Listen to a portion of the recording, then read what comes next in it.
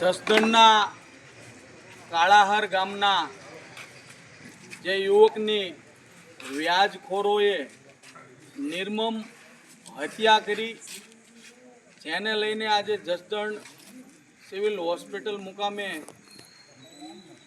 વિવિધ આગેવાનો જ્યાં સુધી આરોપી ન પકડાય અને કડકમાં કડક સજાની કલમોનો ઉમેરો ન થાય ત્યાં સુધી ધરણા ઉપર બેઠા હતા। અત્યારે આ કેસની અંદર 3 આરોપી પકડાઈ ગયેલા છે, જેથી કરીને મૃતદેહ સ્વીકારી લીધો છે। પણ આ વિસ્તારની અંદર અને સમગ્ર ગુજરાતની અંદર આવી વ્યાજખોરો, લુખાઓ, અસામાજિક તત્વો સામાન્ય પ્રજાને જીવવું મુશ્કેલ કરી નાખ્યું છે। ત્યારે તમામ લોકોને આ તકે વાત કરવાની કે આવા તમારી આજુબાજુમાં વ્યાજખોરો કોઈને હેરાન કરતા હોય, કોઈ લુખાઓ હોય, ખોટી રીતે ત્રાસ આપતા હોય, માત્ર ને માત્ર સામાન્ય પ્રજાને ટાર્ગેટ કરતા હોય તો કોઈ પણ પ્રકારની બીક રાખ્યા વગર પોલીસ પ્રશાસનની મદદ માગો। પોલીસ તમારું ન સાંભળે તો આગેવાનને જાણ કરો। જે ઘટના બની જાય ત્યાર પછી બહુ મોડું થઈ ગયું છે। કોકના કોક પરિવારનો મોભી છીનવાઈ જાય ત્યાં સુધી આપણે કાંઈ કરતા નથી, એનું આપણે આ દુઃખ સાથે આવા પરિણામ ભોગવવા પડે છે।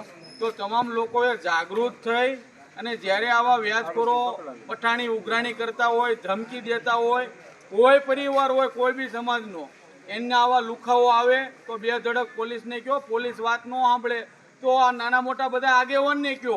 બાકી પ્રજાએ કોઈ પણ પ્રકારનો ડર રાખ્યા વગર આવા લુખાઓનો સામનો કરવો જોઈશે।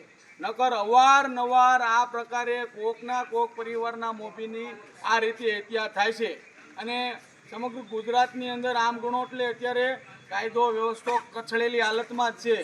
દરરોજ આવા વ્યાજખોરો, લુખાઓ, બેન દીકરીની છેડતી, બળાત્કાર, આવા ગુનાઓ વધતા જાય છે। આ બધા વ્યાજખોરો, લુખાઓને આટલી બધી હિંમત આવે છે કઈ રીતે કે આ જે ભાઈની હત્યા કરી એને ગાડીમાં બેસાડી જાય, અપહરણ કરે, એના ઘરે જાય, બેન દીકરીને ગંદી ગાળો દે, એને ધમકી આપે, ત્યાંથી પૈસાની પઠાણી ઉઘરાણી કરે। આવી બધી હિંમત એનામાં ક્યાંથી આવે છે? ક્યાંક ને ક્યાંક કાયદો વ્યવસ્થા કચડેલી હાલતમાં છે, જેથી કરીને ગુજરાતની પ્રજાને, સામાન્ય ગરીબ પ્રજા ભોગવે છે। તો આપણે બધાએ ત્યાં લોકશાહીની અંદર મોટામાં મોટી તાકાત હોય તો જનશક્તિ છે। તમારી કોઈ વાત ન સાંભળે પહેલાં પ્રશાસનને કહો, ન સાંભળે તો આગેવાનને કહો, જેથી કરીને આવી ઘટના ન બને। આજ ખૂબ દુઃખ લાગ્યું કે એક પરિવારનો મોભી, એક યુવાન આવા વ્યાજખોરોએ એનો જીવ ભોગ લીધો। બીજા પણ અનેક નામ આપ્યા છે, એના 15 જેટલા। એટલે મહેરબાની કરીને વ્યાજખોરો અને લુખાને પણ અમે ચેતવણી આપી છે આગેવાન તરીકે કે સાનીમાનીના જે કરતા હોય કરજો। બાકી તમે જેથી જપ્તે આવી જશો કાયદા વ્યવસ્થાની અંદર તેથી તમને છોડવામાં આવતા નથી। એટલે મહેરબાની કરીને કોઈ નાના સમાજને, કોઈ પરિવારને ટાર્ગેટ કરીને પૈસા આપીને એને ખોટી રીતે હેરાન કરવાનું બંધ કરી દેજો। બાકી તમારીથી વધુ બધું અમને ફાવે છે। એટલે મહેરબાની કરીને કોઈ પરિવારનો જીવ લઈ લ્યો ત્યાં સુધી તમે તમારી માનવતા મૂકી દો, એ વ્યાજબી વાત નથી। પણ સુધરી જાવ તો બહુ સારી વાત છે।